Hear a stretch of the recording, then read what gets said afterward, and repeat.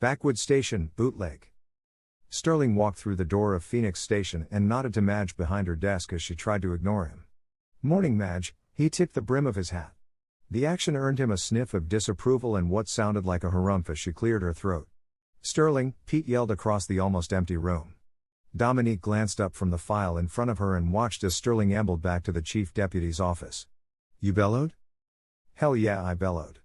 You see, I have to yell, Sterling. It's the only fucking way to get through to you." Sterling glanced at the digital clock on the wall. "I'm not late, Pete." "You dragging ass in halfway through a workday is not the issue here," Pete pushed back from his desk. The wooden chair creaked under his weight as he shifted to put his feet up on the desk. "Then what is?" "What is what?" Pete put both hands behind his head and gave a satisfied smirk of a grunt. "You're just messing with me?" "How was your coffee this morning, Sterling?" "A couple quarts low," Sterling answered. "But I aim to make up for it in the next hour or so." "That sounds like a hell of a plan," Pete kept smirking. But I think I've got something better for you to do." He used the heel of his shoe to shove a manila folder across the smooth surface of the plank desk. Sterling picked it up and folded it open. "Witsec is sending us a squealer," Pete crowed. "That ain't normal," said Sterling, I crinkled in concentration as he studied the single sheet of paper ensconced in the folder. "Nothing normal about this witness," said Pete. "Seems they need extra safekeeping. And the powers that be think that's going to happen out here?" Pete moved his feet and sat up. "Hell, the powers that be are in the crosshairs. These are some of your old buddies. That's not in the file." "I know," Pete grinned. "I redacted it." "Redacted?"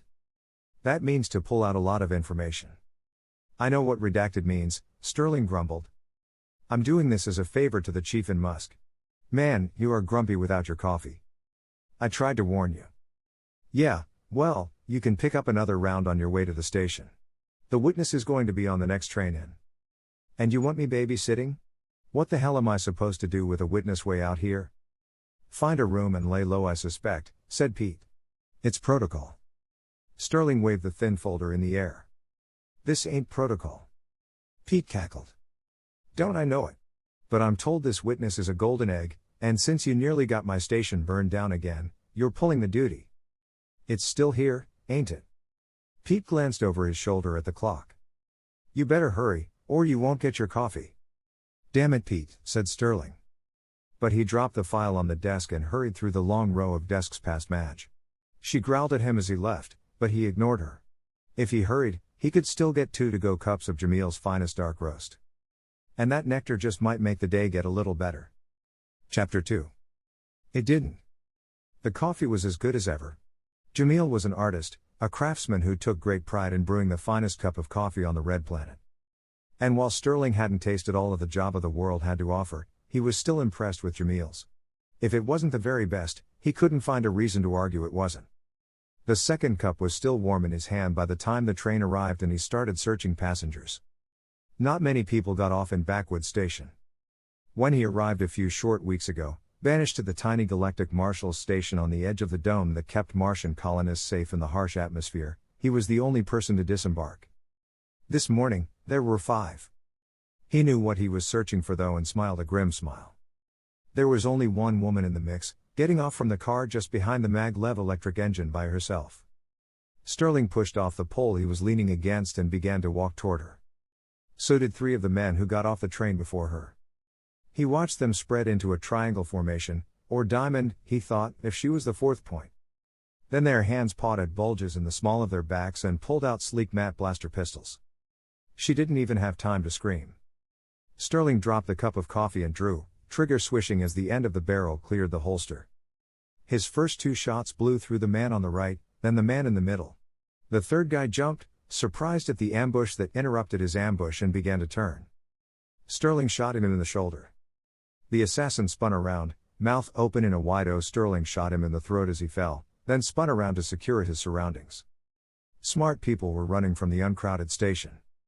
One of the men who had gotten off the train stood and stared, both hands raised in the air. Sterling glanced down at the spilled coffee and sent up a silent prayer of mourning as the woman drew a breath. "Galactic Marshal, ma'am," he pulled aside his jacket to show her the silver star on his belt.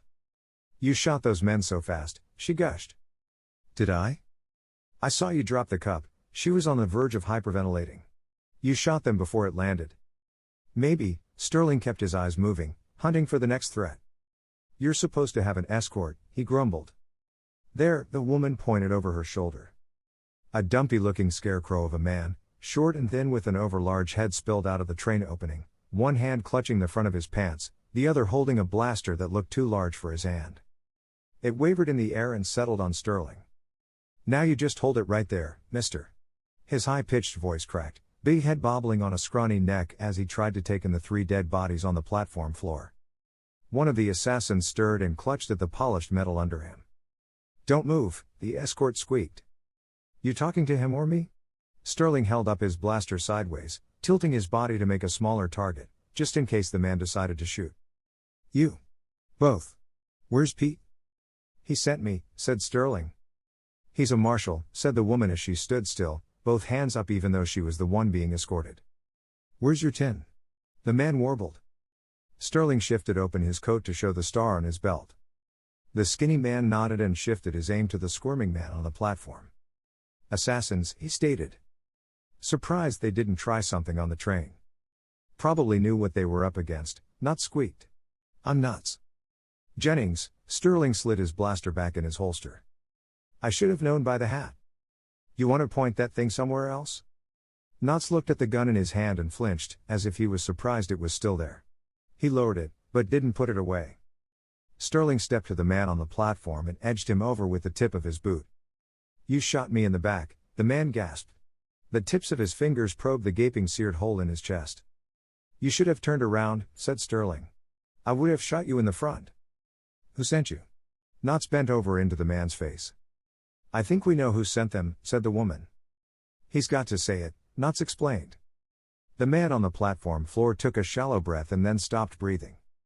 I don't think he's talking, said Sterling. I'll make him talk, Knotts said as he reached down to grab the man by the collar. Oh. He let go and stepped back. I guess he's done talking, said Sterling. Did Pete send you? Knotts stared at Sterling. Why you? I think it was his idea of a joke. I don't think that's funny, said Knotts. Neither did they, said Sterling as he nodded at the 3 bodies. Come on, ma'am. Let's get you off the street. He motioned the woman and Knotts to follow him. They stepped around the puddle of coffee as miniaturized robots scurried from vents in the wall to clean up the mess. One bounced between the 3 bodies as it tried to clean up the blood on the metal.